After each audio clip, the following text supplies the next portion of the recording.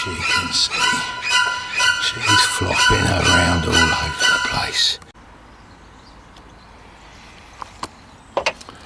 Okay, thanks for watching the little snippet I put up about this Land Rover Discovery 2 litre Enigma engine.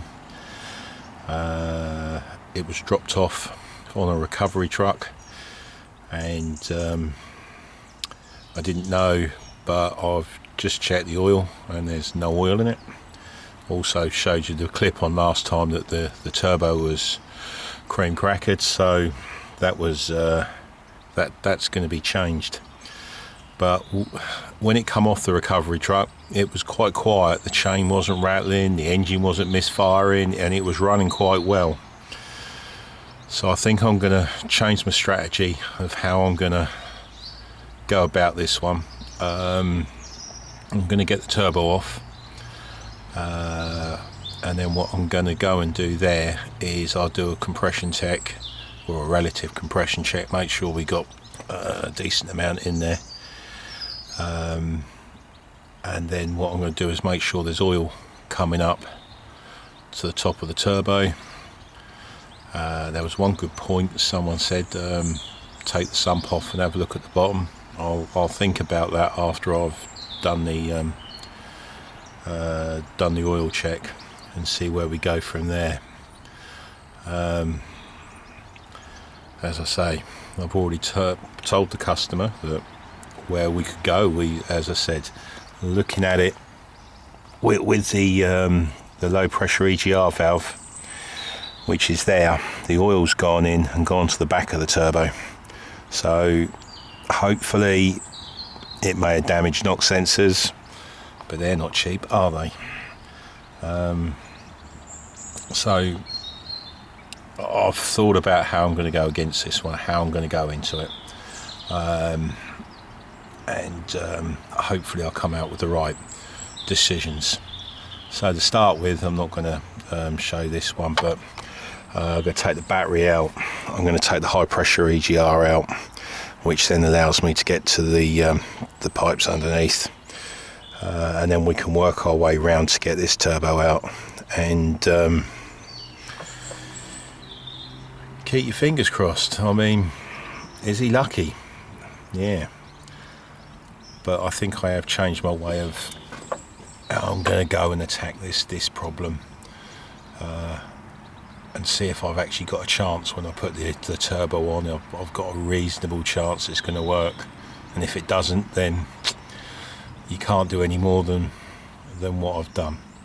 Right, leave that with me and I'll show you when I get ready to take the turbo off. Okay, just taking the high pressure EGR out, and as you can see, she is full of oil. So I think I'm going to now proceed with precaution. We do a camera crank correlation, after I've got the turbo out, because I know it's going to overrun if I put oil in it. So we'll move slowly forward, and even if it costs sort of 300-400 quid for just the testing, I mean, it could save him thousands in the end of having it repaired. But yeah, let's get it all ripped out, and then I'll show you the other bits and pieces while I'm going. Okay, we're getting there slowly, but as I say, right, I've got the low pressure EGR out. As you can see, there's oil. There's the oil, and she's gone into, I'm going to have to do some homework, see where that goes. If that goes in front of the DPF, I might have to ask my mate Lee Wheeland over at Jordan's garage in Esher, see if he can clean oil out of DPFs. Yeah, as I say, he'll know more than what I will, because I didn't get into that before I sold the garage. So I'll give him a call after I've done some homework. But as you can see, there's your, see her? You can't see there, can you? It's just,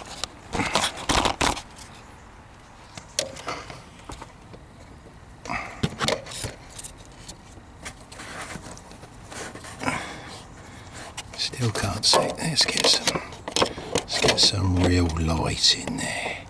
That's it. And as you can see, she's flopping around all over the place. And she's really had a bit of fun, hasn't she, in there? Backwards and forwards, as you can see. So my next bit is to get the turbo off. And then I'm going to disconnect everything so it can't run.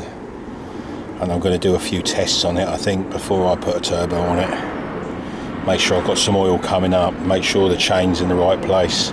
I've had a look at the rear exhaust, and to be honest, it doesn't look that bad. It's got oil obviously out the back because the oil's come out the flaming engine. It's got to go somewhere.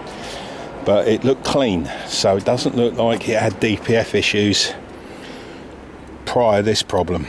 So, excuse me. So let's get the turbo off, and then I'm going to start to make some decisions where I'm going to take this so it doesn't get, at least I'm fairly confident before I put the turbo on how far I want to go, and then I can at least give the customer an idea how far he wants to go. But he has been well informed, trust me. He's been educated all about engines, and he knows nothing about engines now. So but as he said, carry on. Let's get it done. Right, as I said, hopefully I'm going to win the lottery on Friday. What was it, 106 million? Yeah, what the hell would I do with 106 million when I have fun on these things, eh? To be honest, I'd rather be playing with these than the 106 million, to be honest. My missus, different ball game. As they say, happy wife, happy husband. So I'll let her have it. All I want to do is buy some more tools. Right, let's get that turbo off. Here's a clever idea. Not just taking the bolt nuts and bolts off around the shroud, and obviously there's one right down there you hardly can get your hands to. So what do you do? I mean, you've got to get them out, haven't you? So that is the nut that goes in, holds them in place. Love it. Who come up with that great idea?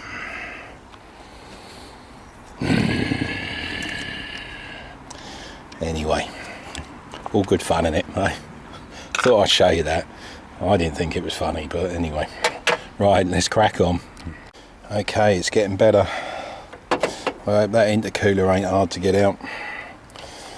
But no, she's full. Look at her. See the little drippy there? Oh my god! And that's the pipe that actually comes from the turbo that goes into your inlet manifold. It leads to there. Yeah, hopefully. Where is that intercooler? It's got, oh, there it is. Is that easy to get to? Don't know. We'll have to find out, won't we? I mean, it's only nuts and bolts. I mean, Jesus. Right, I've already snapped one stud, so the drill's coming out. I'm going to have to put a new thread in there.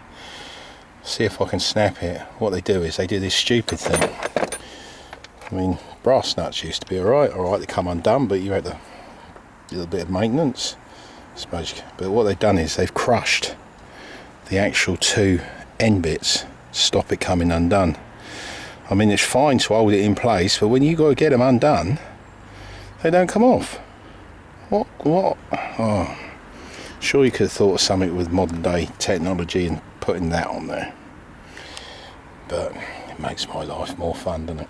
Right, let's get two more bolts out and then turbos out, and then we'll have a little look.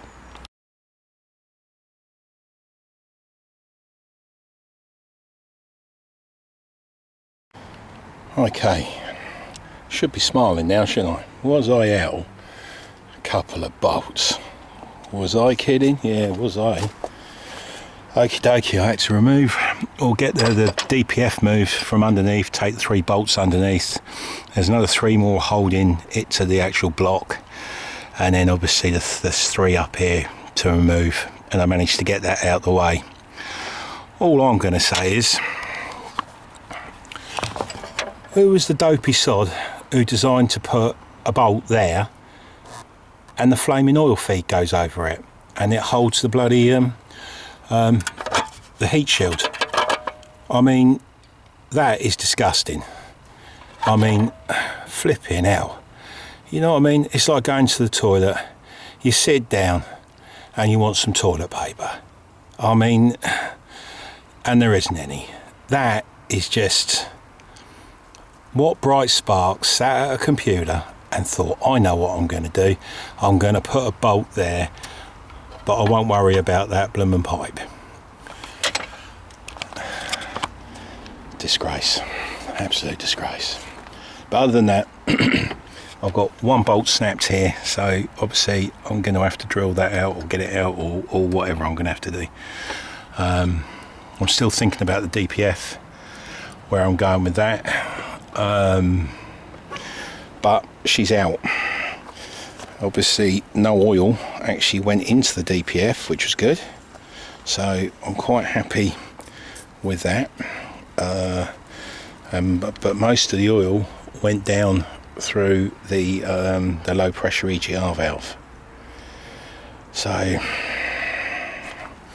all in all, it's not bad. And I mean, I'm working on my back. I can't take the subframe out. And to be honest, it weren't that bad at all.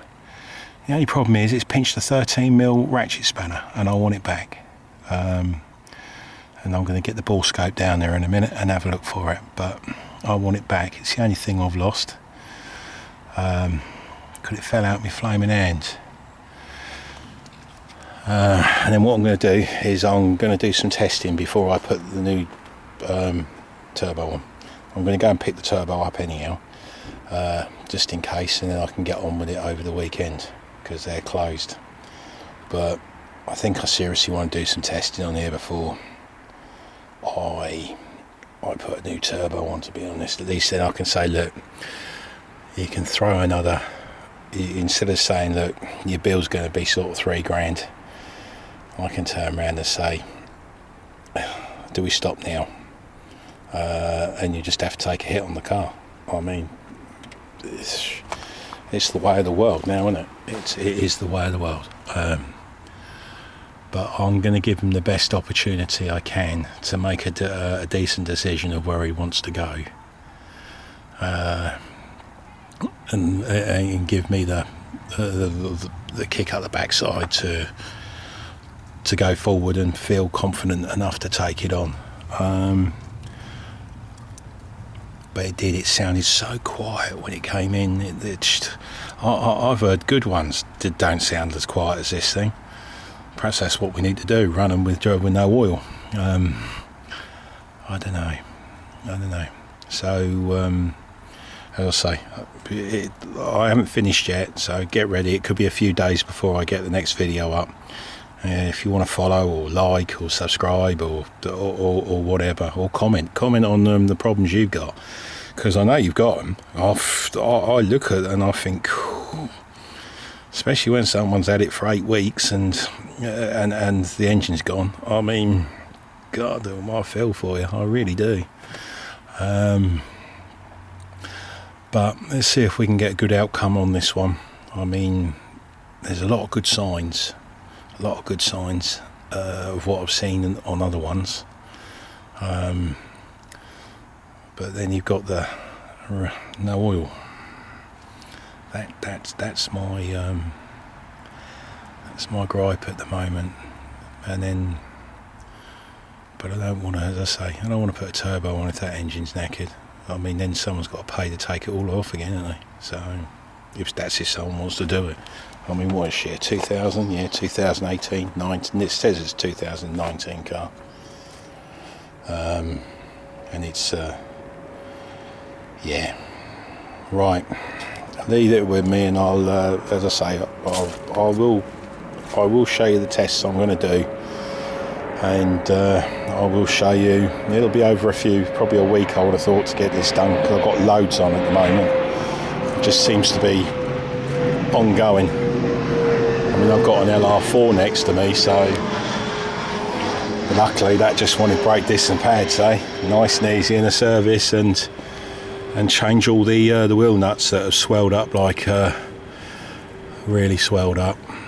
So anyway, let me stop waffling on and wait for the next one. But yeah, let's hope for. Cheers, bye.